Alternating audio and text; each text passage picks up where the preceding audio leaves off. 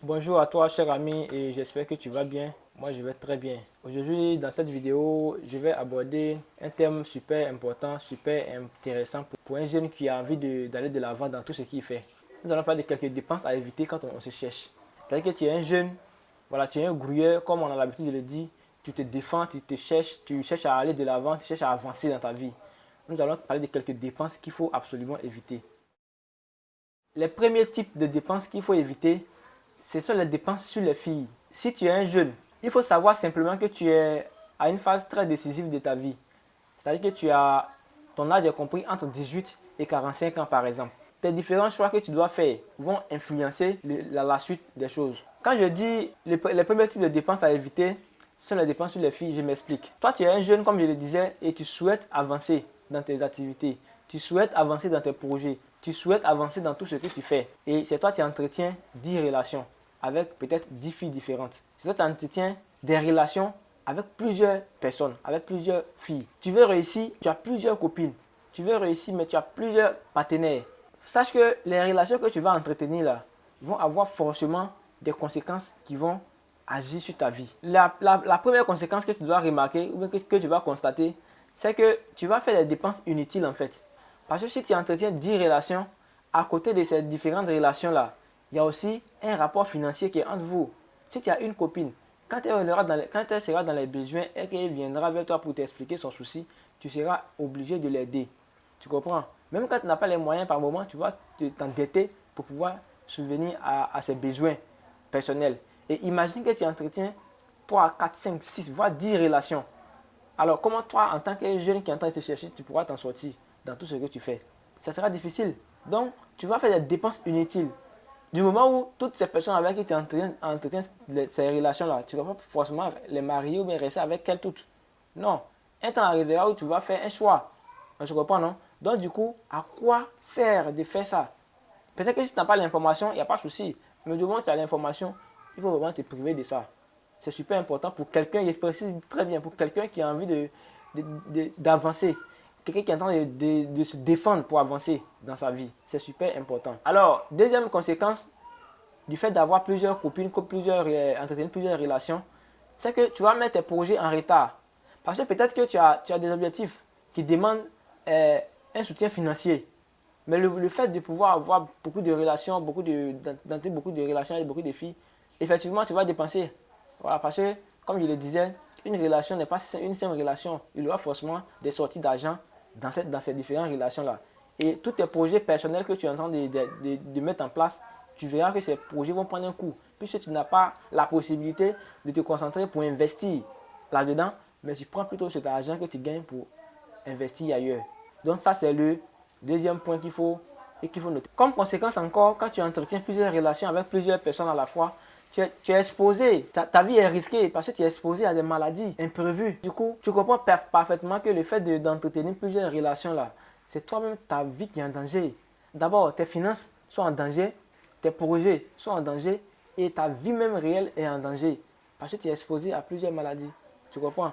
Donc, ça, c'est les premiers types de dépenses qu'il faut vraiment éviter quand tu as envie d'aller de l'avant. Quand tu es quelqu'un qui te cherche, quand tu es quelqu'un qui est en train de lutter pour te frayer un chemin pour atteindre le succès. C'est super important. Deuxième type de dépenses qu'il faut éviter, ce sont les dépenses dans la consommation de l'alcool. Aujourd'hui, l'alcool est devenu comme un effet de mode. Tout le monde a accès facilement à l'alcool. Aujourd'hui, il y a des unités qui commercialisent l'alcool en live.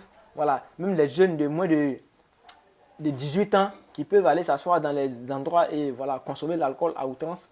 Voilà, ils ont un système, ils se cotisent de l'argent, peut-être chacun donne 5 000 ou 10 000 et ils se retrouvent quelque part pour aller boire. Sachant que effectivement, l'investissement dans l'alcool a plusieurs conséquences également. Un, ton argent finit parce que tu dépenses. Et en secondo, la consommation abusive de l'alcool là, que ça soit abusif ou pas, mais la consommation régulière de l'alcool te donne droit à plusieurs maladies. Tu peux avoir des maladies, ça va, tu peux prendre le temps d'aller chercher sur internet qu'est-ce que tu auras comme maladie. Voilà, il te donne cette tâche-là. Tu comprends?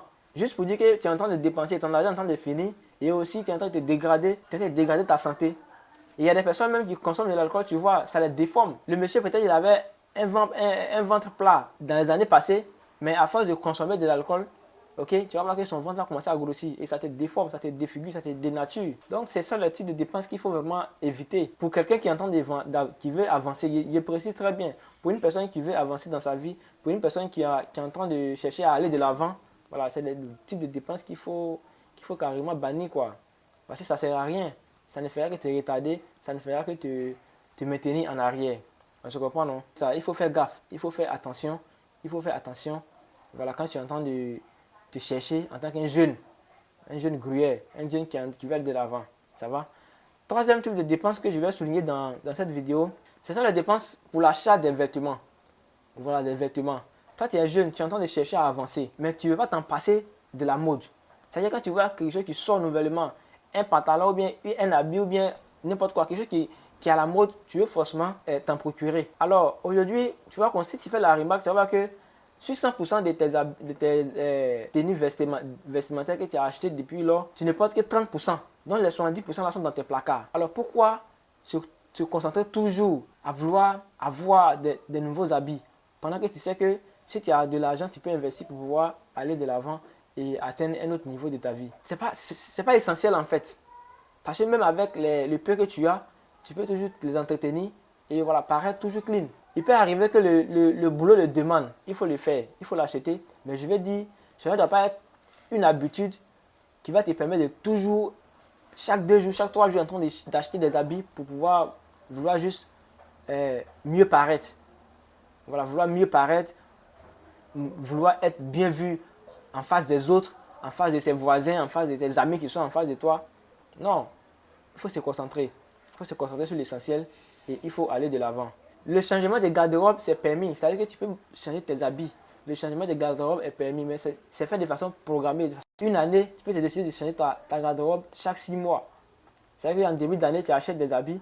Après 6 mois, tu peux voilà, renouveler le stock légèrement pour te maintenir toujours dans ta tendance. Mais tu ne dois pas faire de cela une super priorité des priorités. Parce que tu as des objectifs que tu t'es fixés, que tu veux atteindre. Donc, c'est le troisième type de dépense qu'il faut gérer, qu'il faut pouvoir maîtriser en tant qu'un jeune qui veut vraiment aller de l'avant dans sa vie. Donc, voici un peu ce dont je voulais parler dans cette vidéo. Si tu as aimé le contenu, abonne-toi, partage la vidéo, laisse-moi un commentaire pour que je puisse savoir ce que tu as appris. Sinon, nous allons dire à très bientôt pour la prochaine vidéo.